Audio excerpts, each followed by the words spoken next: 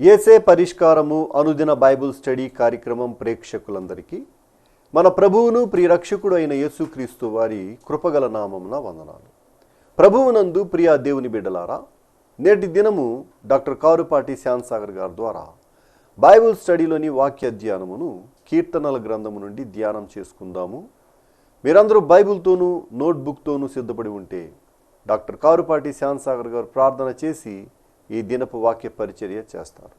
ప్రభువునందు ప్రియ దేవుని బిడ్డలారా, ఈ రాత్రికాలపు వాక్య భాగం కొరకు ప్రార్థన చేసుకుందాం. దయచేసి తలలు వంచండి, ప్రార్థనలో ఏకీభవించండి.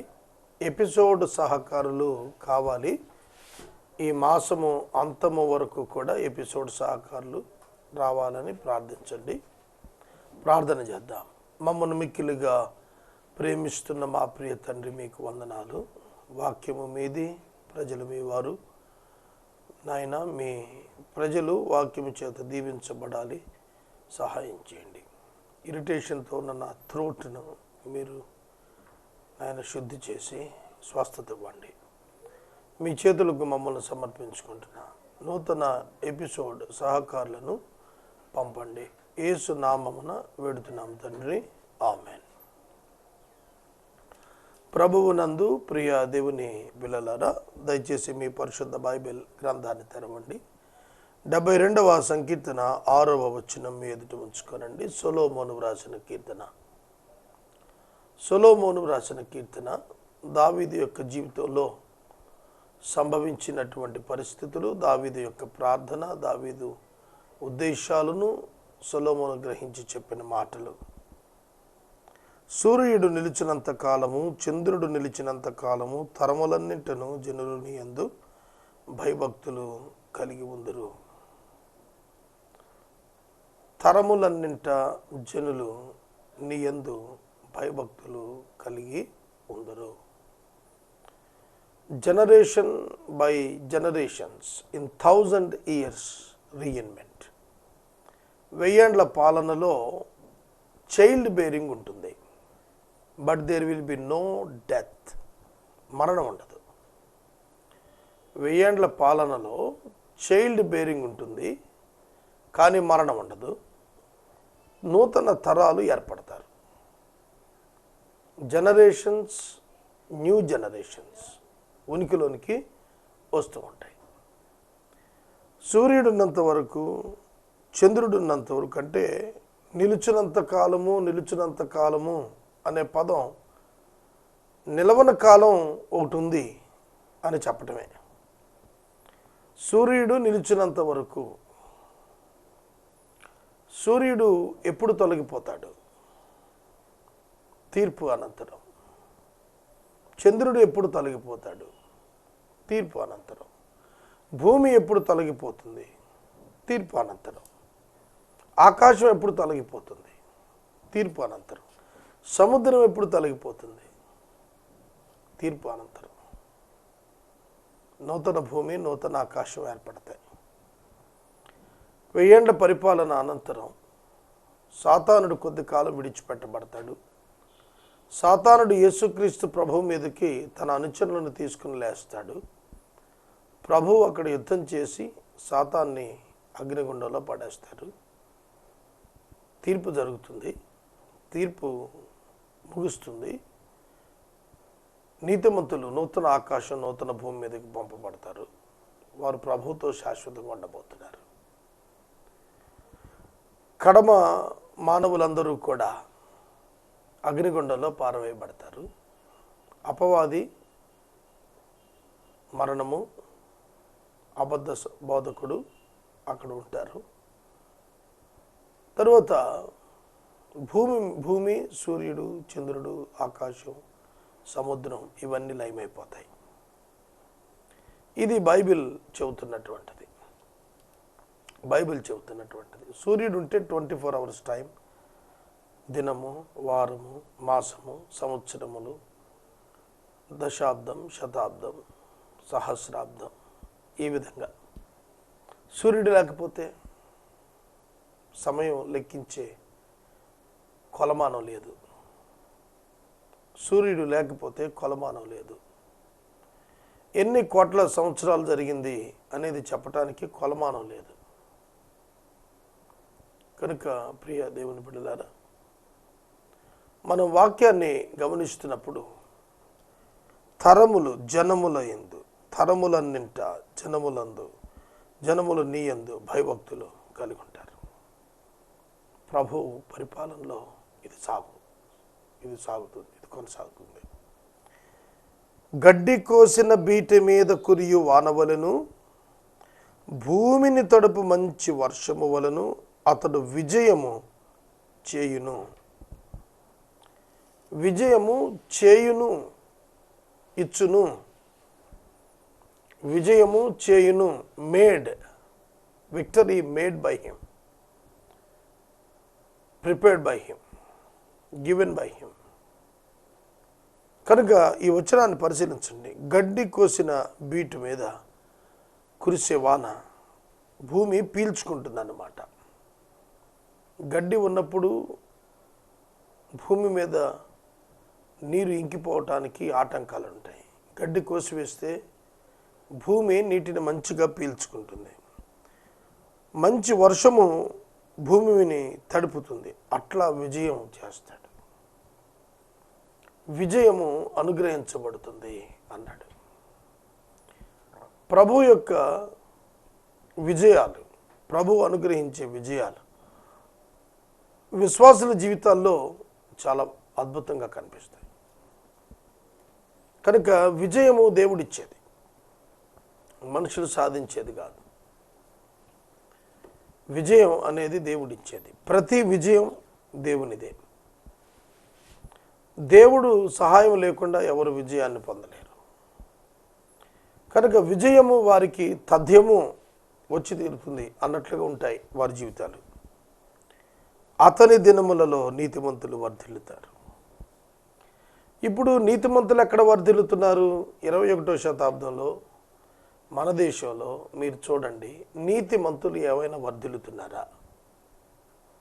ఏ స్కామ్ అయినా తీసుకోండి, వందల కోట్లు, వేల కోట్లు, లక్షల కోట్లు. ఎవరు వీళ్ళు? నీతిమంతులా?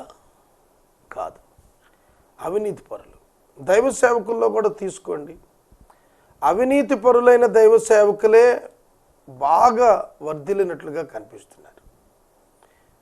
నీతి పరులైన దైవ సేవకులు ఏమీ లేని వారుగానే కనిపిస్తున్నారు చాలా చోట్ల. కదా అని బాగా కనిపిస్తున్న వాళ్ళందరూ అవినీతి పరులని నేను అంటలేదు సుమా. అవినీతి చేస్తున్న సేవకులు కూడా ఉన్నారు, వాళ్ళు చాలా బాగా కనపడుతున్నారు.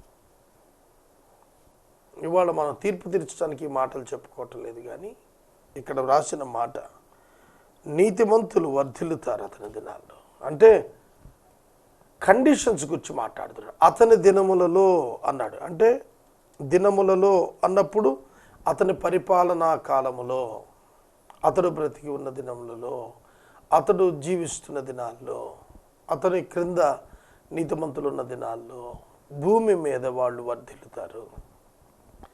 ఇవాళ నీతిని ఆశ్రయించిన వాడికి ఏం మిగులుతుంది? ఏమీ మిగలదు. దుర్లాభాపేక్ష లేని వాడికి ఏం మిగులుతుంది?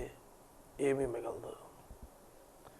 ఒక ఏపీసీ ట్యాబ్లెట్, ఇదివరకు ఏపీసీ ట్యాబ్లెట్లన్నీ వచ్చాయి పారాసిటమాల్ కంటే ముందుగా. ఏపీసీ ట్యాబ్లెట్ 5 పైసలు ఉందనుకోండి, పైసాకి 25 ట్యాబ్లెట్స్ ఉత్పత్తి అయ్యాయి ఆ రోజుల్లో. 5 పైసలు ఉండేది అది ట్యాబ్లెట్. అంటే 125 ట్యాబ్లెట్స్కి అయ్యే ఖర్చు ఒక ట్యాబ్లెట్ అమ్మితే వచ్చేస్తుంది వాళ్ళకు. అర్థమవుతుందా? ఇవాళ మనం వేసుకునే అతి ఖరీదైన మందులు ఉన్నాయి చూశారు, వాటి తయారీకి అయ్యే ఖర్చు వెరీ మినిమం, చాలా తక్కువ. నా మాట విన్నారా? ఒక డ్రగ్, ఒక మెడిసిన్ 10,000, 25,000, 50,000 అమ్ముతున్నారే, వాటి ప్రొడక్షన్ కాస్ట్ ఎంత ఉంటుందంటారు? Very minimum, only in rupees, but they are selling in thousands. No control over that. కనుక మనం చూస్తున్నప్పుడు నీతిమంతులు వర్ధిల్లే అవకాశాలు ఈ భూమి మీద కనపడటం లేదు. లంచం తీసుకొని వాడు పిల్లలను కాన్వెంట్స్లో చదివించలేడు, పిల్లలను కార్పొరేట్ స్కూల్లో చదివించలేడు, భార్యకు కార్పొరేట్ వైద్యం చేయించలేడు. ఉద్యోగంతో ఇంటద్దె కట్టుకుంటాడా, కరెంటు బిల్లు కట్టుకుంటాడా, సెల్ బిల్లే వేయిస్తాడా, 2 వీలర్లో పెరిగిపోయిన ధరల్లో పెట్రోలే కొట్టిస్తాడా, 2 వీలర్ ఇన్స్టాల్మెంటే కడతాడా, హౌస్ రెంటే కడతాడా, డాబా కడతాడా? ఆలోచించండి. నీతిగా ఉన్నవాడు వర్ధిల్లుతున్నట్టుగా ఎక్కడ ఈ లోకం పరిస్థితులు లేవు. వర్ధిల్లుతాడు, దేవుడు ఆశీర్వదిస్తాడు, అతనికి కొంచెం ఉన్నా కూడా ఆనందంగానే ఉంటాడు. అయితే పరిస్థితులను గురించి, అతని దినాలు అన్నాడు కనుక దినాలను గురించి మాట్లాడుకోవాలి మనం. ఇప్పుడున్న దినాలు అలా ఉన్నాయా? ఇవాళ నిరుద్యోగం పెచ్చుమీరిపోయింది. చదువుకుందామంటే అవకాశాలు లేవు. పోనీ చదువుకొని పైకి వచ్చాము అనంటే ఉద్యోగ అవకాశాలు లేవు. వ్యాపారం పెట్టాలి అనంటే కాంపిటీషన్లో తట్టుకునే స్థితిలో లేరు. యవ్వనస్తులు ఈ రోజున గ్రేట్ కన్ఫ్యూజన్లో ఉన్నారు. ఎవరైనా ఒక ఉద్యోగం ఇస్తారు అనంటే వాళ్ళ నాయకులకు పెట్టుకోవటానికి పరుగులు ఎత్తున్నారు. ఆఖరికి పరిస్థితులు ఎట్లున్నాయి ఈ దినాల్లో? ఎవరైనా కొంచెం బియ్యం ఇస్తారంటే చాలు, ఎవరైనా 1 గంట కరెంటు ఫ్రీ ఇస్తారంటే చాలు. ఎక్కడి నుంచి ఇస్తారనే తర్వాత సంగతి. ఎవరైనా ఏదైనా ఇస్తారు అనంటే చాలు అన్నట్టుగా పరిస్థితులు ఉన్నాయి. ఇక నీతిమంతులు వర్ధిల్లేది ఎక్కడా? ఈ దినాలు చెడ్డ దినాలు. వ్యభిచారం చేస్తున్న వారు వ్యభిచారములో జీవిస్తున్న వారు పైకి వస్తున్న వాళ్ళు కనబడుతున్నారు. నీతిమంతులుగా ఉన్నవారు డొక్క చేత్తో పట్టుకున్న వారు ఉన్నారు. ప్రియమైన దేవుని బిడ్డలారా, దొంగలు, దోచుకున్నవారు, దోపిడీగాండ్రు ఉన్నతమైన స్థాయిలో కనబడుతున్నారు. నీతిమంతులు రెక్కాడితే కానీ డొక్కాడిన స్థితిలో కనిపిస్తున్నారు. ఈనాటి పరిస్థితులు అవి. దేవుని పేరట దోచుకునేవారు ఉన్నారు. ఒక సహోదరుడికి 1000 కోట్లు వస్తుందట నెలకి యేసయ్య పేరు మీద. నాకు అనిపించింది, 1 మాసం నాకు కూడా వస్తే ఎంత బాగుంటుందా అని. ఎంత నీడ్ ఉంది సమాజంలో, క్రిస్టియన్ చర్చిలో ఎంత నీడ్ ఉంది. కొందరు చర్చ్ బిల్డింగ్స్ కట్టుకోవటమే ప్రధానంగా భావిస్తున్నారు. చాలా విచారకరం.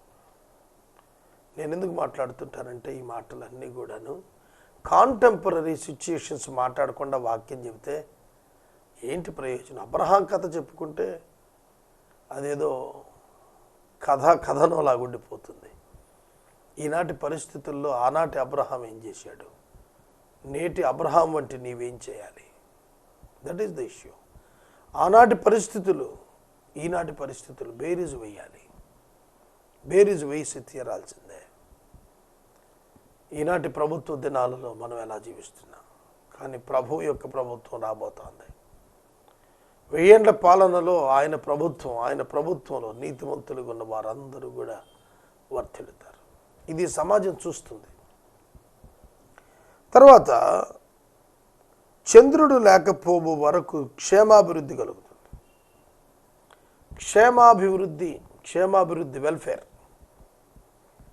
వెల్ఫేర్, అభివృద్ధి, డెవలప్మెంట్.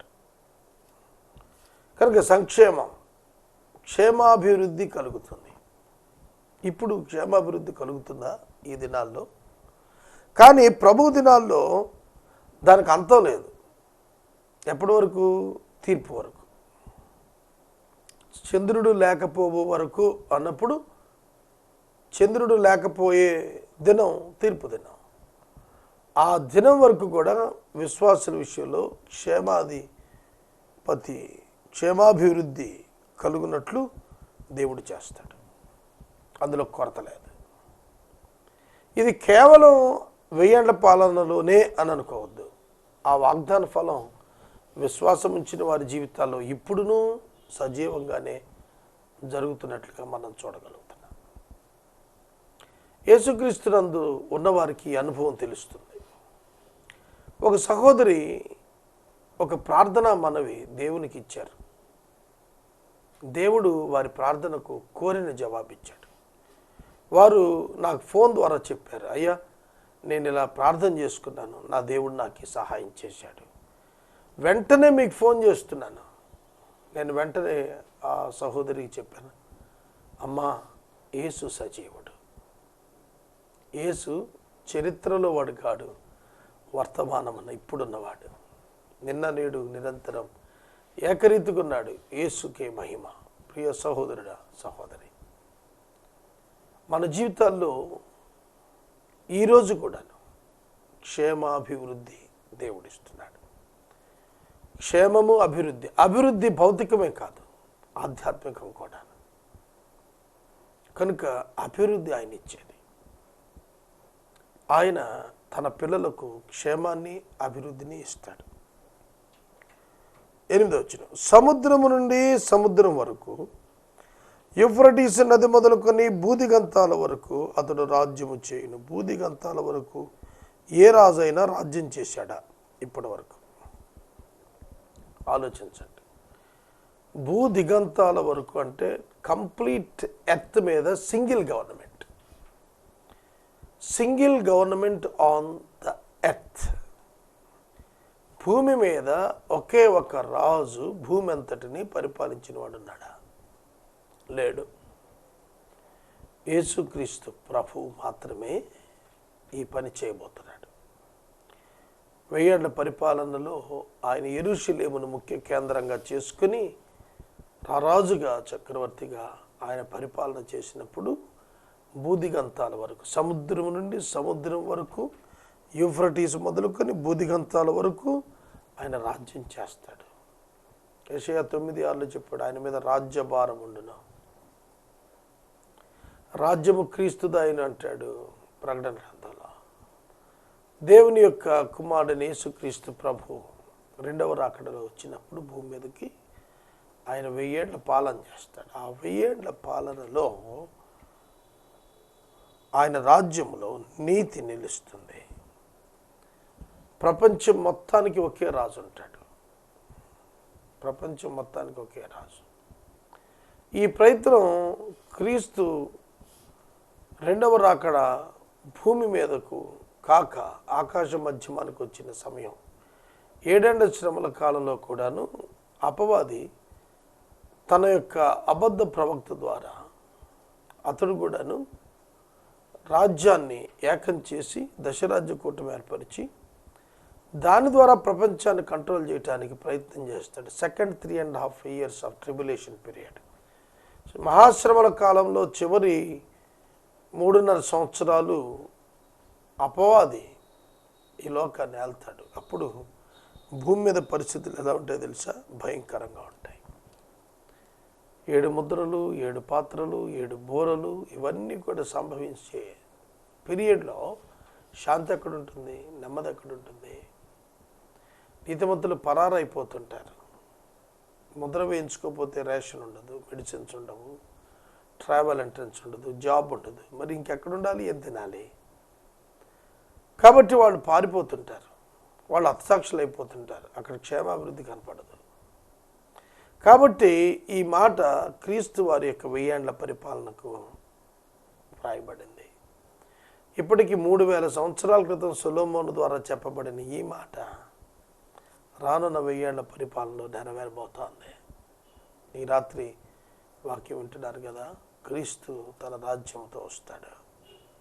భూమి మీద ఆయన పరిపాలన ఏర్పాటు అవుతుంది. అరణ్యవాసులు లోబడతారు అతనికి, అతని శత్రువులు మన్ను నాకెదరు. తర్షీషు రాజులు, ద్వీపముల రాజులు కప్పము చెల్లిస్తారు. శేబరాజులు, శబారాజులు కానుకలు తీసుకుని వస్తారు. రాజులందరూ అతనికి నమస్కారం చేసేదారు, అన్యజనులందరూ అతన్ని సేవించేదారు. ఈ మాట సొలొమోను కాలంలో కూడా నెరవేరింది. సొలొమోను కాలంలో ఉన్నప్పుడు రాజులు వచ్చి అతను నమస్కరించారు. ఎందుకంటే అతనికి ఉన్న జ్ఞానం, అతనికి ఉన్నటువంటి జ్ఞానం, ఆ జ్ఞానము అన్యజనులను సైతం ఆకర్షించింది. శేబదేశపు రాణి బ్లాక్ ఉమెన్, ఆవిడ కూడా అన్యురాలే కదా, ఆవిడే వచ్చింది. సొలొమోను చూసి ఆనందించింది, సేవించింది. అలాగిన రాజులందరూ కూడా అతని సముఖానికి వచ్చి నమస్కారం చేస్తారు, అన్యజనులు సేవిస్తారు. శేబరాజులు శబారాజులు కానుకలు తెస్తారు, తర్షీషు రాజులు కప్పం చెల్లించారు. ఇది సొలొమోను కాలంలో నెరవేరింది. దేవుని యొక్క వాక్యము నెరవేర్పు మనం చూడగలిగాం. అలాగే ప్రభు యొక్క రాకడలో సంభవించే కార్యం, రాజులు నమస్కారం చేస్తారు. ఫిలిప్పీ పత్రిక 2వ అధ్యాయంలో చెప్పాడు కదా, ప్రతి నామము కంటే పైనామం ఆయనకు అనుగ్రహించబడింది, అందరూ ఆయన ఎదుట మోకాలేసి వంగాలన్నాడు. మోకరించడం సబ్మిషన్ సూచిస్తుంది, అధికారం ఒప్పుకోవటాన్ని సూచిస్తుంది మోకరించడం అనేది. కనుక క్రీస్తుది అధికారం అయినప్పుడు మానవులందరూ ఆయనకు లోబడతారు. దరిద్రులు మొరపెట్టగా అతడు వారిని విడిపించును, దీనులను నిరాయుధులను అతడు విడిపించును. ఈ మాట నాకు చాలా ఇష్టమైన మాట. దరిద్రులు మొరపెట్టారు, అతడు వారిని విడిపిస్తాడు. ఈ రోజున రుణ విముక్తులు కావాలని ఎంతోమంది ఆరాటపడుతున్నారు. మీరు చూడండి, మనం టీవీలో చూస్తే యాడ్స్లో మా లోన్స్ ఎవరు తీరుస్తారు అని అడుగుతున్నారు. రుణాల మాఫీ అనే పదం లీడర్స్ చాలామంది వినియోగించుకుంటున్నారు కదా. దరిద్రులు పేదవారు రుణ విముక్తులు ఎలా అవుతారు? ఎందుకు వారు మొరపెడతారు? బైబిల్లో చాలామంది పేదలు మొరపెట్టారు. పేదలకు కనికరించేవాడు యెహోవాకు అప్పించేవాడు. And who will take the responsibility of clearing the డెబ్ట్ ఆఫ్ ద పూర్ పీపుల్? ఎవరు బాధ్యత తీసుకుంటారు పేదవాడి యొక్క అప్పు తీర్చడానికి? అంటే దేవుడు. నీవేదైనా పేదవానికి చేస్తే అది నీకు అతడు అచ్చి ఉన్నాడు, అది దేవుడు నీకు అచ్చి ఉన్నట్టు. God will repay back that amount to you. దేవుడు ఆ డబ్బు మన నీకు తిరిగి ఇచ్చేస్తాడు. ఈ రాత్రి వాక్యం ఉంటుంది, సహోదరుడు సహోదరి, పేదలను కనికరించడం నేర్చుకుందాం. పేదలు మొరపెట్టినప్పుడు తల వారి వైపు తిప్పటం విశ్వాస లక్షణం. ఎందుకంటే ప్రభు లక్షణం అది, యేసయ్య లక్షణం. ఆ లక్షణం మనం కూడా కలిగి ఉండాలి. విడిపించాలి, పేదలను విడిపించాలి. కొన్ని అప్పులు చేసి వారు ఆస్తులు పోగొట్టుకుంటూ, కొన్ని అప్పులు చేసి కొన్ని సందర్భాల్లో ప్రాణాలు తీసుకుంటున్న వారు కనిపిస్తున్నారు. Who will help to them? వాళ్ళకి ఎవరు చేస్తారు సహాయం? క్రైస్తవ సంఘం, క్రీస్తు మాత్రమే అగాపే ప్రేమతో సహాయం చేయగలుగుతారు. దీనులు మొరపెట్టగా అతడు వారిని విడిపించును, దీనులను నిరాయుధులను అతడు విడిపించును. నిరాధారులు అంటే బేస్లెస్ పీపుల్, ఆధారం లేని వాళ్ళు, అవకాశం లేని వాళ్ళు, వాళ్ళను కూడా విడిపిస్తాడు. How kind he is! ఎంత దయగలవాడండి, ఎంత దయగలిగిన దేవుడు మన దేవుడు. నిరాధారులు అంటే ఆధారం లేని వాళ్ళు, తాడు బొంగరం లేనోడు అంటారు చూశారు, అట్లాంటి వాళ్ళు. వాళ్ళని ఎవరు పట్టించుకుంటారు? ఎవరు పట్టించుకోరు. కొన్ని సందర్భాల్లో వారు భోంచేశారో లేదో కూడా అడిగే మనిషి ఉండడు. వారు కంటి నిండా నిద్రపోతున్నారు లేదో, కడుపు నిండా అన్నం తింటున్నారు లేదో పట్టించుకునే మానవులు లేరు. కానీ దేవుడు అలాంటి వారిని విడిచిపెట్టడు. దేవుడు వారి పక్షంగా ఉంటాడు, వారిని కాపాడుతాడు, వారికి సహాయకుడిగా నిలుస్తాడు. ఆయన విడిపిస్తాడు. ఇక్కడ 2 సార్లు రాశాడు, విడిపిస్తాడు, విడిపిస్తాడు, విడిపిస్తాడు. అవును, విడిపించే కార్యక్రమం తీసుకోవాలి. యూదులు తమ సహోదరులను విడిపించాలి. నెహెమ్యా ఎజ్రాల కాలంలో they brought some money from abroad. వాళ్ళు డబ్బు తీసుకొచ్చారు. పారసీక రాజు కోరేషు కాలంలో జెరుబ్బాబెలు ద్వారా మందిరం కట్టడానికి పంపించిన తర్వాత 50 ఏళ్లకు ఎజ్రా వచ్చాడు. వాళ్ళందరూ కలిసి చేసింది ఏంటో తెలుసా? తమ శక్తి కొలది సహోదరులను విడిపించారు. ఈ మాట నాకు ఎంత ఇష్టం. తమ శక్తి కొలది అంటే తమ దగ్గర ఉన్న డబ్బు వేరొకళ్ళ అప్పులు తీర్చడానికి ఇచ్చేశారు. ఎందుకు విడిపించారు? బానిసలుగా ఉన్నారు. చూడండి, సునాద సంవత్సరం ఇక్కడ ఎక్స్ప్లెయిన్ చేయాలి మీకు. ఎవడు భూమిని శాశ్వతంగా అమ్మకూడదు, కొనకూడదు. శాశ్వత విక్రయాలు లేవు. ఎవ్రీ 50th ఇయర్, ప్రతి 50వ సంవత్సరం ఆ భూమి ఆ స్వాస్థ్యానికి చెందేటట్టుగా అప్పగించబడాలి. కనుక తాకట్టు పెట్టేవాడు ఎన్ని సంవత్సరాలకు సునాద సంవత్సరం వస్తుందో, ఎన్ని పంటలు వస్తాయో దాన్ని బట్టే ఫైనాన్స్ చేసేవాళ్ళు. ఉదాహరణకి ఒక 30 సంవత్సరాలకి సునాద సంవత్సరం వస్తుంది అనుకోండి. ఆ 30 సంవత్సరాలు ఎన్ని పంటలు వేస్తారు, ఎంత దిగుబడి వస్తుంది, ఎంత ఆదాయం వస్తుంది అనే దాన్ని బట్టి అప్పిచ్చేవాళ్ళు. దానికి వడ్డీ ఎంత. ఇలా చాలామంది తమ స్వాస్థ్యాలు తాకట్టులో పెట్టుకున్నారు. కొందరు బిడ్డలను తాకట్టు పెట్టారు, కొందరు ఆస్తులు కుదువలు, ప్లెడ్జ్ అంటారు కదా, కుదువులు పెట్టారు. అప్పుడు ఎజ్రా కాలంలో వాళ్ళు చాలా తమకున్నటువంటి శక్తి అంతటి చొప్పున వారిని విడిపించడం ప్రారంభించారు. అంటే దేవుని ప్రణాళిక పథకం ఏమిటంటే, దేవుని పిల్లలు చెరలో ఉండకూడదు, దాస్యంలో ఉండకూడదు, అప్పుల్లో ఉండకూడదు, విడిపించబడాలి. బ్రదర్ మీకు ఎంత అప్పు ఉంది నేను తీరుస్తాను అని మనం ఎవరినైనా అడగగలుగుతామా? మన దగ్గర 10 లక్షలు ఉంటే ఒక ఇల్లు కడదామా, ఒక కారు కొందామా? ఇవే చూస్తాం. కానీ ఒక సహోదరుని మనం విడిపించాలి అనే భావన ఎప్పుడు వస్తుంది మనకి? నేను సహోదరుడు అనే పదం చాలా అట్లార్జ్ నేను యూజ్ చేశాను అనుకుంటే, నీ సొంత తమ్ముడు, నీ సొంత అన్న, నీ సొంత అక్క, నీ సొంత చెల్లి, నీ తండ్రి తమ్ముడు, నీ తల్లి తమ్ముడు, నీ ఇన్నర్ సర్కిల్, నీ రిలేటివ్స్ ఎంతమంది అప్పుల బాధలో ఉన్నారు.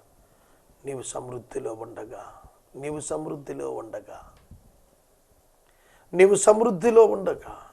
నీ రక్త సంబంధికులు అందరూ విడుదల లేని వారుగా ఉన్నారు. ఈ రాత్రి నేను మనవి చేస్తున్నాను, దేవుని మనసు నీకుంటే వాళ్ళని విడుదల చేయి. దేవుని మనసు నీకుంటే వారిని విడుదల చేయి. నువ్వు తింటున్నావు, వాళ్ళు తింటున్నారో లేదో ఆలోచించు. నీవెంత ఖర్చు పెట్టుకుంటున్నావు నీ స్వయానికి, వాళ్ళ కోసం కొంచెమైనా త్యాగం చేయి, సహాయం చేయి. కనుక వాక్యం చెబుతోంది, దరిద్రులు మొరపెడితే విడిపిస్తాడు, నిరాధారులను విడిపిస్తాడు. పే దేర్ డెప్ట్స్, వారి అప్పులు తీర్చండి, మీరు తీర్చండి. యేసుప్రభు శిష్యులు పిలిచి చెప్పాడు, వారి ఆకలి మీరు తీర్చండి అన్నాడు. ఎలా ప్రభువా? చేతిలో పెట్టారు, ఆయన విరిచాడు, ఇచ్చాడు, ఆకలి తీరింది.